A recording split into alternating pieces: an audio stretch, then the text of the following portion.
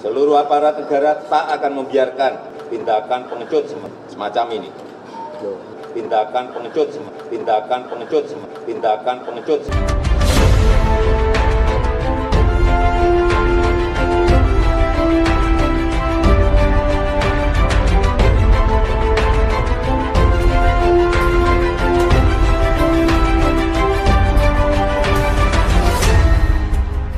Tonton video ini sampai selesai agar Anda tidak gagal paham.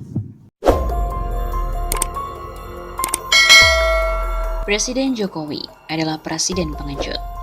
Sampai saat ini pemerintah tidak juga merespon penembakan 6 laskar Front Pembela Islam oleh kepolisian yang saat itu terjadi di tol Jakarta Cikampek pada hari Senin 8 Desember yang lalu. Bahkan, Presiden Joko Widodo alias Jokowi juga tidak pernah menyinggung sedikit pun kasus penembakan itu di dalam pidatonya saat memperingati Hari Hak Asasi Manusia Dunia pada 10 Desember kemarin. Hal ini pun juga memantik reaksi dari pengamat politik Rocky Gerung. Ia menilai ada dua fenomena yang langsung bertabrakan secara moral. Ketika Presiden berpidato di Hari Pelanggaran Hak Asasi Manusia Sedunia, Indonesia korbannya banyak sekali dalam segala macam peristiwa. Dan yang terakhir, peristiwa ada di kilometer 50. Presiden pun tidak mengucapkan satu kalimat apapun. Menurut Rocky, Presiden seharusnya merespon kasus penembakan itu, sebab kasus tersebut juga melanggar hak asasi manusia. Apa dia nggak punya TV? Apa dia juga nggak baca koran? Apa dia nggak punya pembisik? Apa dia juga nggak punya kemampuan untuk menghadapi masyarakat sipil? Karena masyarakat sipil lagi marah soal HAM. Ini sih namanya presiden pengecut. Begitu tegas pengamat politik Rocky Gerung. Lebih jauh lagi, dosen ilmu filsafat ini juga menilai upaya membekuk Habib Rizik Syihab merupakan pesanan dari istana. Sebab istana melihat Habib Rizik ini sebagai ancaman yang karena mereka menilai bahwa Habib Rizik memiliki banyak pengikut.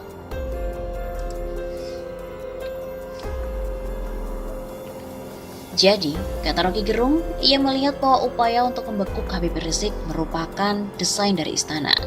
Analisisnya begitu. Dan ketika itu terlihat dari mereka yang berkumpul sejak kedatangan Habib Rizik.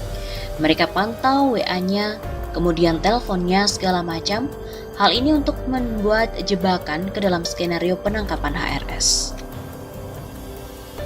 Padahal kata Rocky Gerung, Habib Rizik dari awal kesalahannya pun hanya soal undang-undang kesehatan, bukan kesalahan dalam melawan negara, bukan pula kesalahan melawan kemanusiaan ataupun korupsi. Ketika dia diintai terus untuk dicelakakan, itu yang terbaca dalam keterangan pers pejabat publik negara. Jadi ya, istana presiden ini memang terganggu betul, karena akan ada istana rakyat yang baru di Petamburan. Begitu pungkas Rocky Gerung.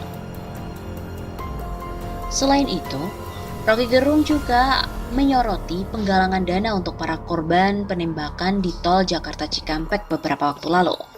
Ia pun juga melihat bahwa masyarakat memang benar-benar menuntut keadilan dan juga pengusutan atas kasus penembakan dari 6 pengawal FPI ini kepada negara. Kita bahwa percaya akal sehat publik akan terus menuntut agar supaya peristiwa ini benar-benar diuraikan sedetail-detailnya, supaya kita tahu kejahatan ini bersembunyi di mana. Karena sering dikatakan, setan itu selalu ada di dalam hal yang detail. Nah, detail ini yang seharusnya sedang kita bongkar. Seperti kita tahu, dinamika yang terjadi saat ini tentang HRS, FPI, dan juga kekuasaan Jokowi memang menjadi sorotan, baik di media sosial maupun di dunia nyata. Tahukah kalian, keberadaan HRS dan juga FPI memang sejak awal kemunculannya selalu berurusan dan juga bergesekan dengan kekuasaan. Yang pertama, FPI menyerang pusat-pusat dari maksiat, maka penguasa ekonomi yang berbasis kriminal dan kekerasan ekstra hukum akhirnya terganggu. Kemudian HRS FPI juga menyadari tidak bisa terus-terusan sebagai pemadam kebakaran. Bakar satu basis maksiat timbul basis maksiat baru.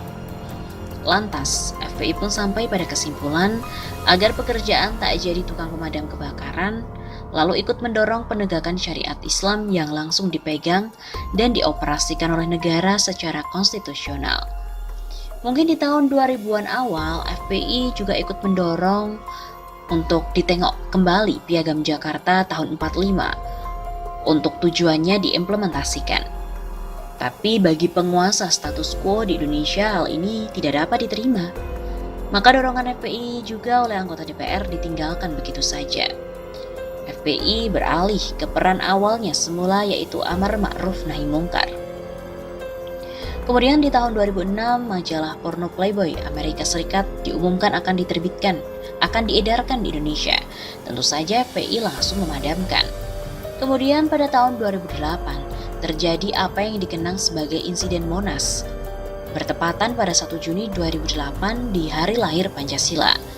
Waktu itu Aliansi Kebangsaan untuk Kebebasan Beragama yang berisi beragam lembaga dan aktivis pluralisme melakukan kampanye akbar di Monas. Mereka menentang aksi FPI yang membuarkan aktivitas Ahmadiyah di Parung. FPI dan Forum Umat Islam juga menentang kampanye itu. Akibatnya terjadi bentrok. Konflik FPI dan juga versus Akademi Kebangsaan berbuntut panjang hingga mengerahkan polisi dalam jumlah besar ke Petamburan. HRS dan juga Munarman yang kala itu sebagai Panglima Laskar FPI pun dibui 1,5 tahun. Tapi keberhasilan paling dikenang dari gerakan mobilisasi FPI yaitu Aksi Bela Islam 14 Oktober 2016, 4 November 2016, dan 2 Desember 2016. Kenyataan berkumpulnya massa yang diperkirakan mencapai jutaan orang merupakan satu hal yang ajaib. Hal itu juga menepis asumsi selama ini HRS hanya didukung oleh sekelompok kecil kaum radikal. Faktanya, HRS memang merupakan tokoh sentral dari aksi massa yang bisa merontokkan Ahok dari panggung kekuasaan. Meski semua orang tahu bahwa dia di-backup oleh presiden dan kekuatan-kekuatan besar lainnya. Sebenarnya kemunculan Jokowi yang bergandengan dengan Ahok dalam pemerintahan DKI telah menimbulkan reaksi dari FPI. Semua orang menyadari bahwa Jokowi hanya alat untuk memuluskan Ahok jadi gubernur di satu basis muslim seperti Jakarta. Dan FPI tentu merasa hal ini tidak beres. Pada akhirnya Jokowi yang terangkat jadi presiden secara otomatis Ahok jadi gubernur DKI. Bukannya santun dan simpatik, Ahok melancarkan komunikasi publik yang intimidatif dan represif. FPI pun melancarkan perlawanan. Mulai dari aksi massa Gerakan Jakarta yang dibidani oleh FPI mengangkat almarhum Kyai Haji Fahru Rozi sebagai Gubernur Rakyat Jakarta, hingga rally aksi massa dengan semboyan Aksi Bela Islam 1410, 1411, hingga 212 yang diperluas dengan pembentukan GNPF MUI. Ya, pada kenyataannya seluruh gerakan ini memang menyinggung kekuasaan Jokowi. Dan Jokowi pun sampai saat ini juga belum mengomentari bagaimana kasus penembakan anggota Laskar FPI itu. Memang kekuasaan Jokowi ini sudah gonjang-ganjing dengan adanya HRS.